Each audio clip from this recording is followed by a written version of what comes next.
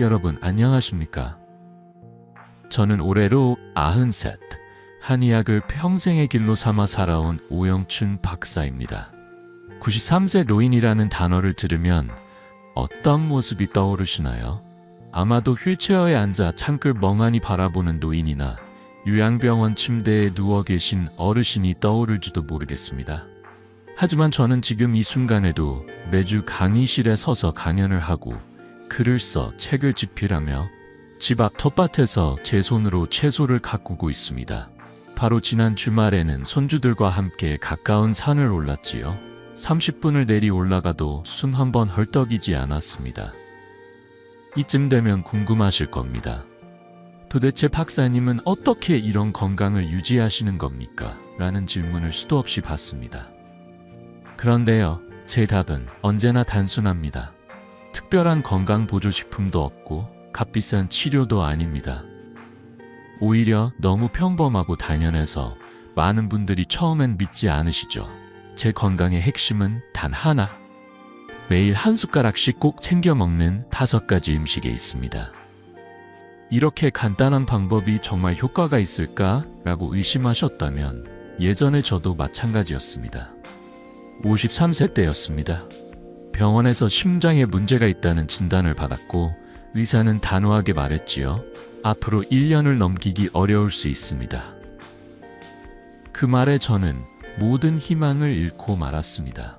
밤마다 자녀들 결혼식에 참석하지 못할까봐 베개를 적셨고 아침이 두려운 나날이 이어졌습니다. 지금 이 글을 읽고 계신 분들 중에도 비슷한 절망 속에 계신 분이 계실 겁니다.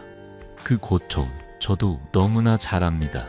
하지만 거기서 멈추지 않았습니다. 저는 제가 평생 걸어온 한의학의 길 위에서 해답을 찾기로 결심했습니다. 서양의학이 등을 돌린 그 순간 저는 동양의 지혜로 눈을 돌렸습니다. 식단을 뿌리째 바꿨고 매일의 섭생을 근본부터 다시 짰습니다. 그렇게 세월이 흘러 지금 저는 93세의 나이에도 여러분과 이렇게 건강하게 이야기를 나누고 있습니다. 혹시 나는 이미 늦었어 라고 생각하고 계신가요? 절대 아닙니다. 제 환자 중 한 분은 85세의 저를 찾아와 이 식단을 시작하셨고 지금 95세가 넘도록 정정하게 지내고 계십니다. 나이는 단지 숫자일 뿐입니다. 중요한 건 지금 이 순간의 선택입니다. 오늘 영상에서 제가 60년 넘게 연구해온 장수의 지혜, 그 핵심을 여러분께 모두 전해드리겠습니다.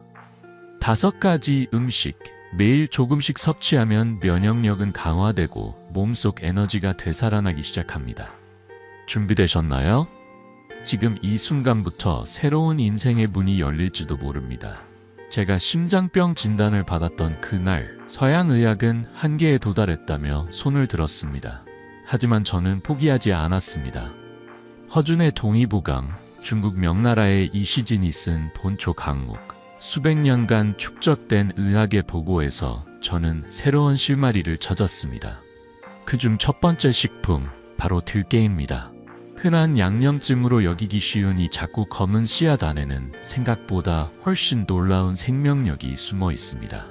오메가3 지방산이 풍부하고 세포 손상을 막아주는 항산화 성분이 가득하며 뇌 기능과 심장 건강에 결정적인 영향을 미치는 필수 영양소가 모두 들어 있습니다.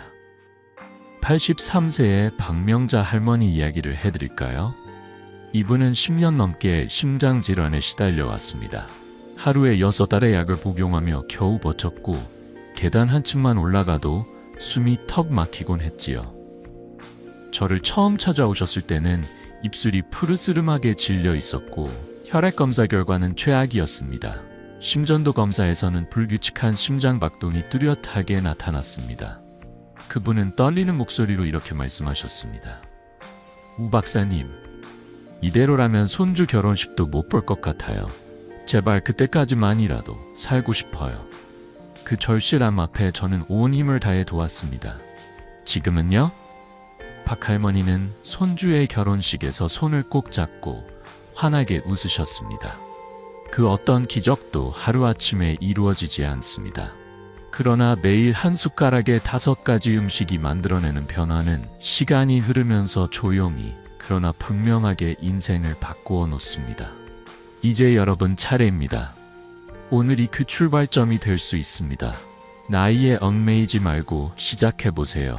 저는 그 길의 동반자로 여러분 곁에 있겠습니다. 살고 싶어요. 그날 박명자 할머니의 눈빛에는 절실함이 고스란히 담겨 있었습니다. 삶에 대한 갈망과 동시에 지친 나날에 대한 체념이 교차하던 그 순간 저는 조용히 말씀드렸습니다. 매일 아침 들깨가루 한 숟가락에 천연꿀을 살짝 섞어 드셔보세요. 작은 변화가 생각보다 큰 기적을 불러올 수 있습니다. 처음엔 반신반의하셨습니다. 이게 정말 효과가 있을까요? 라는 질문을 눈빛으로 던지며 조심스레 시작하셨죠. 그런데 한 달이 채 지나지 않아 할머니는 환한 미소를 머금고 제 진료실로 걸어 들어오셨습니다.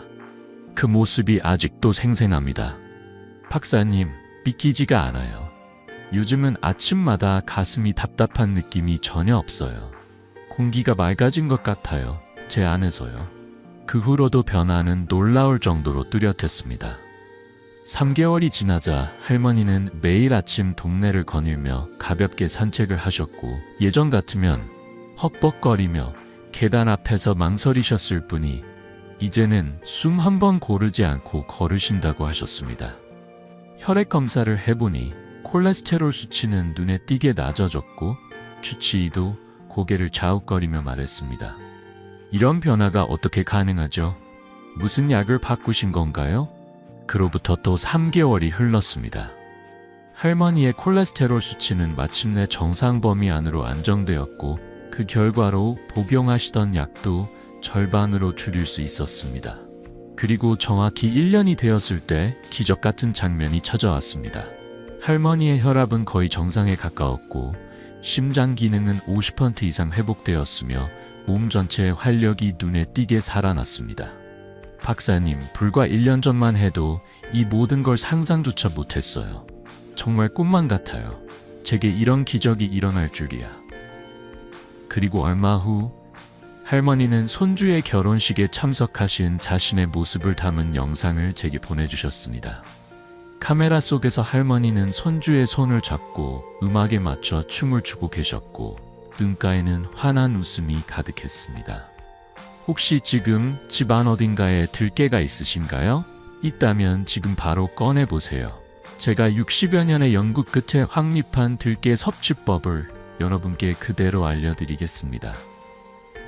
먼저 들깨는 갈아 쓰는 순간부터가 시작입니다. 반드시 바로 갈아낸 신선한 상태로 드셔야 하고 곱게 갈아 따뜻한 현미밥 위에 뿌리거나 요거트에 섞어 드시면 좋습니다.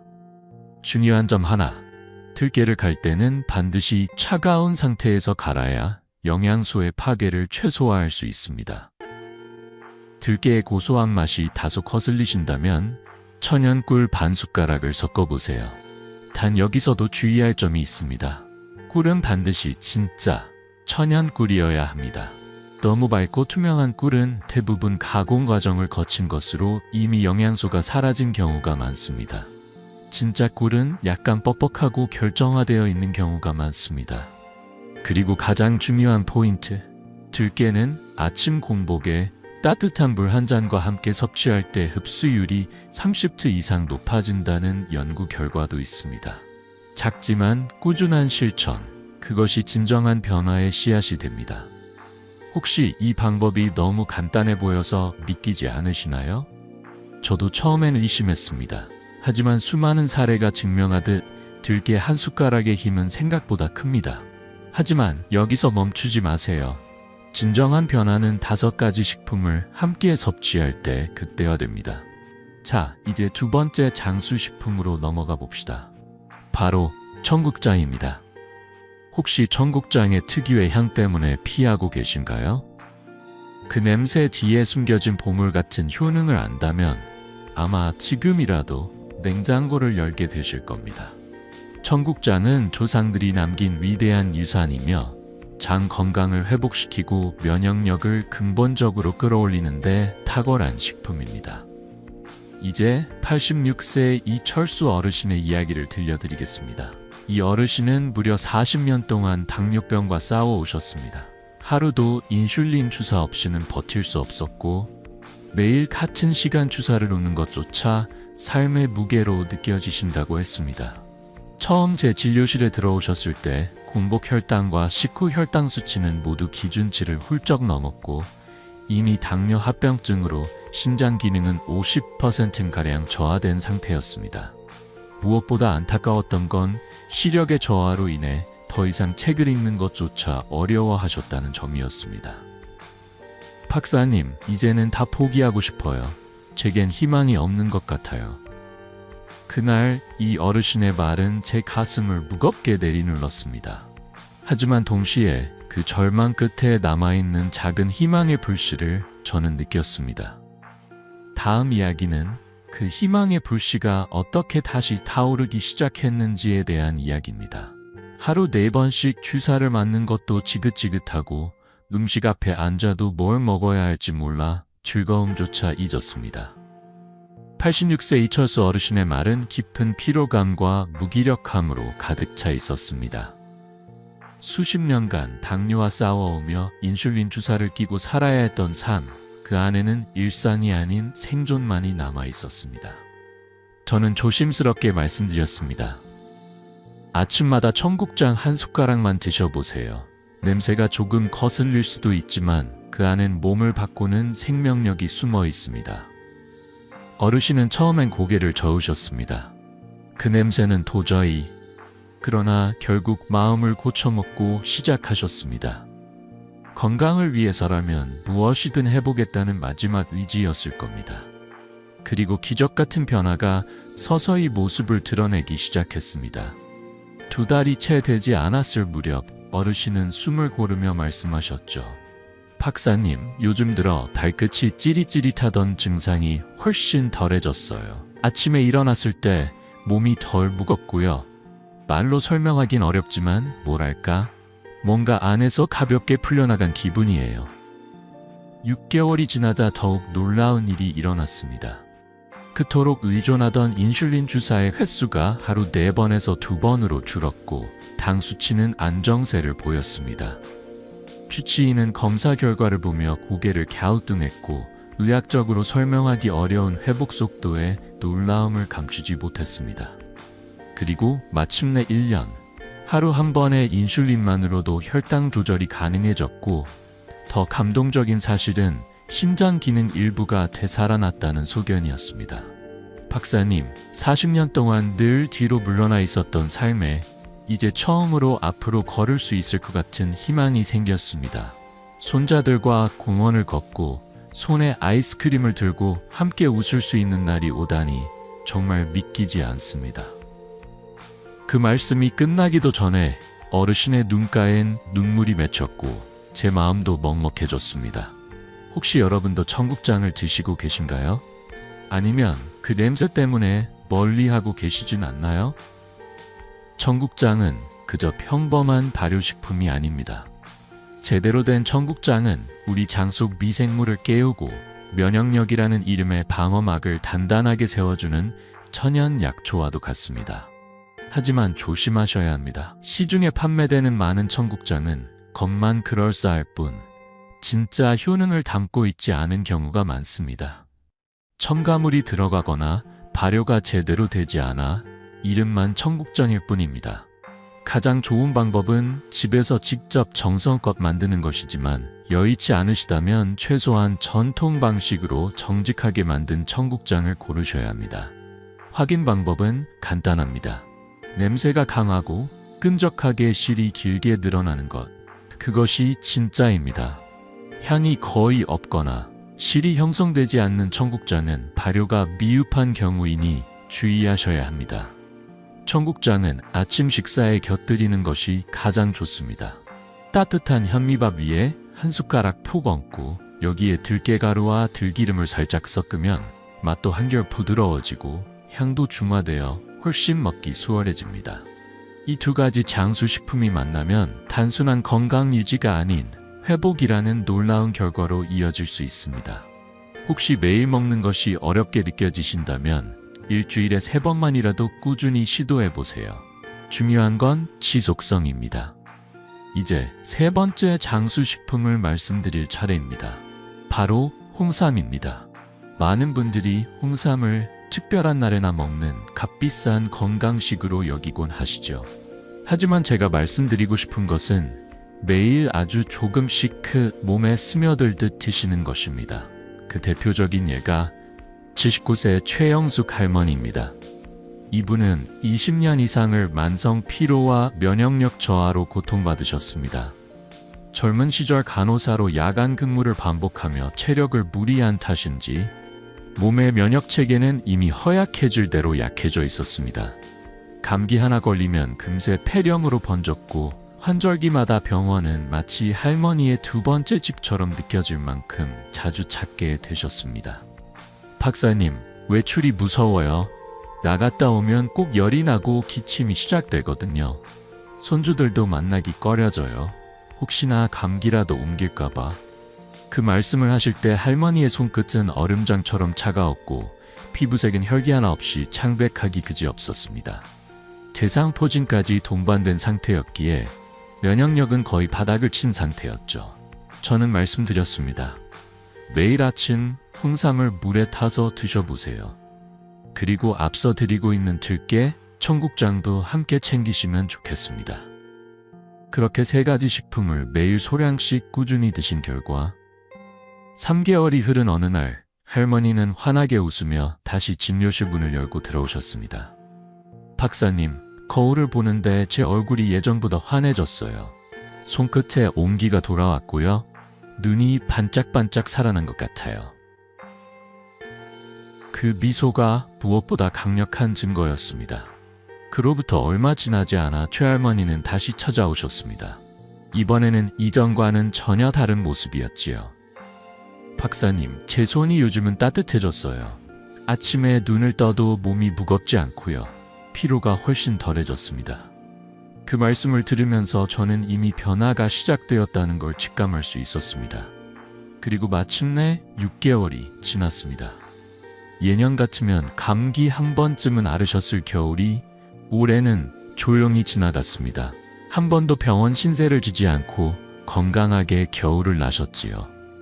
그리고 그 다음 해 최할머니는 손주들과 함께 제주도로 여행을 다녀오셨습니다. 박사님, 20년 만이에요. 한겨울에 그것도 장거리 여행을 다녀온 게 그동안은 외출만 해도 병원에 실려갔었는데 이번엔 아무 탈 없이 무사히 다녀왔어요. 놀이공원도 가고 아이들과 손잡고 걷고 웃고 예전엔 몰랐는데 이런 평범한 하루가 얼마나 귀한 건지 이제야 알겠습니다.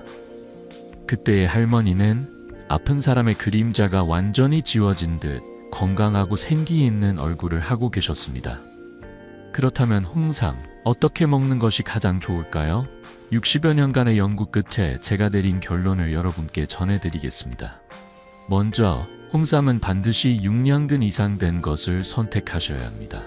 홍삼의 효능을 결정짓는 사포닌 함량은 재배기간이 길수록 풍부해지며 바로 이 성분이 면역세포를 활성화시키고 만성염증을 완화하는 데 큰 역할을 합니다. 하지만 너무 비싼 것을 고집하실 필요는 없습니다. 중요한 것은 품질과 지속성입니다.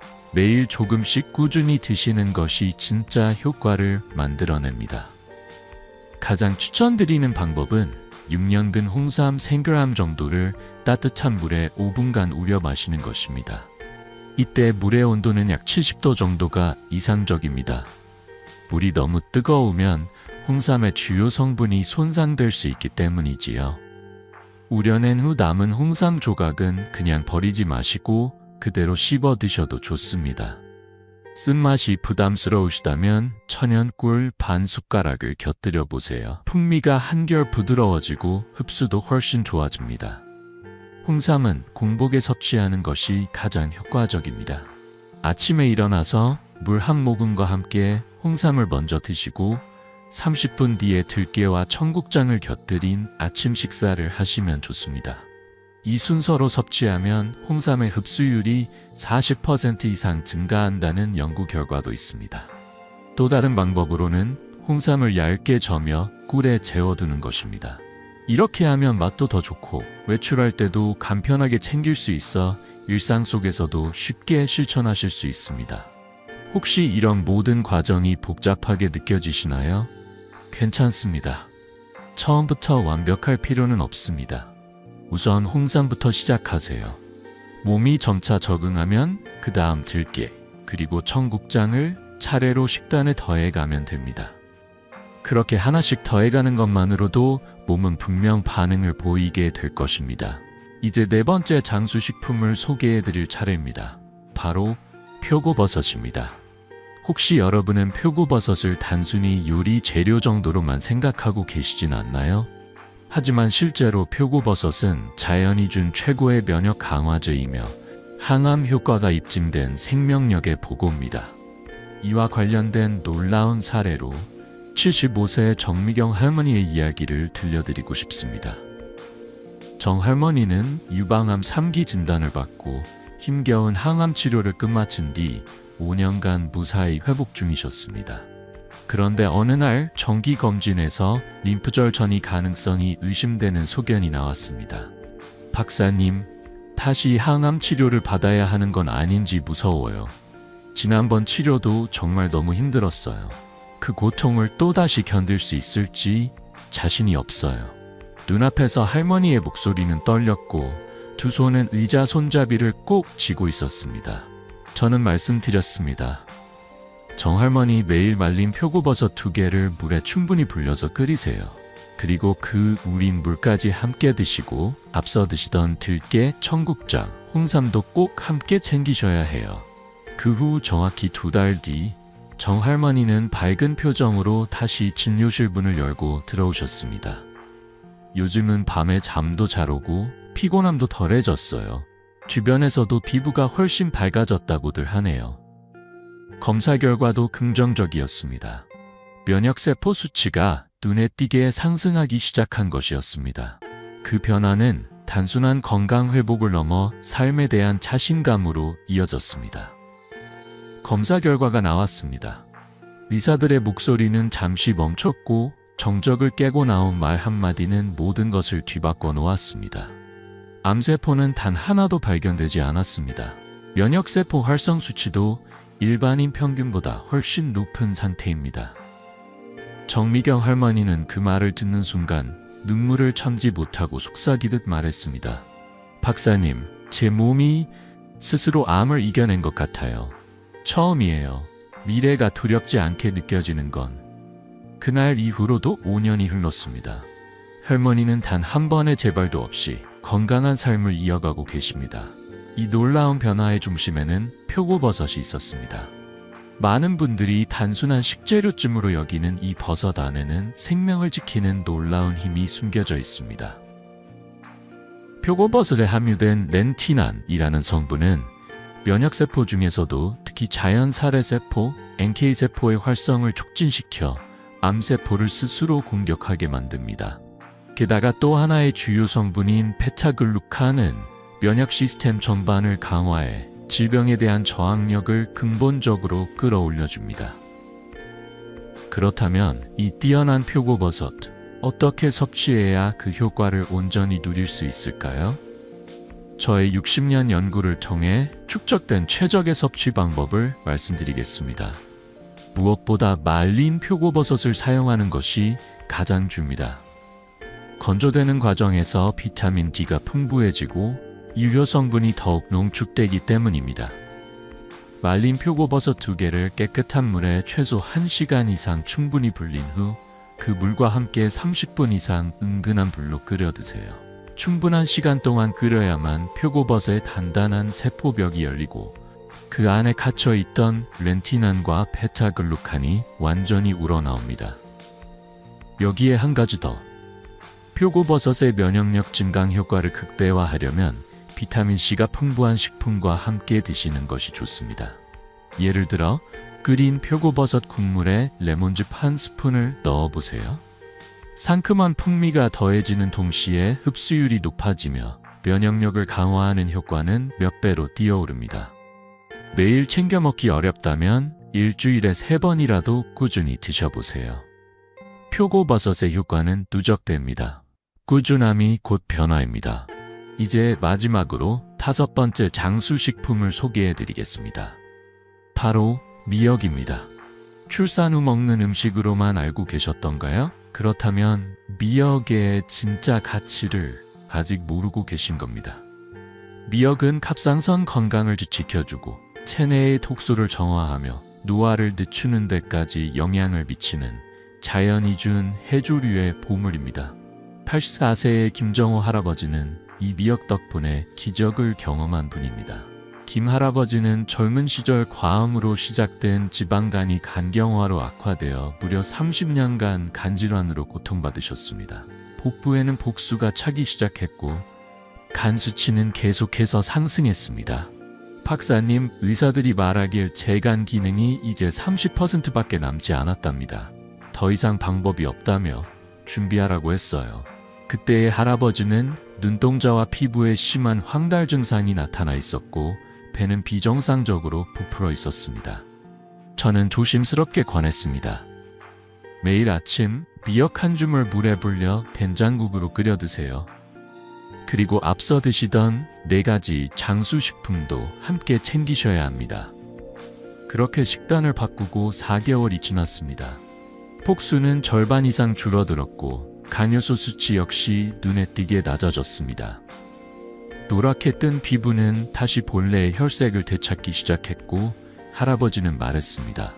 박사님, 아내가 요즘 제 얼굴빛이 정말 좋아졌다고 해요.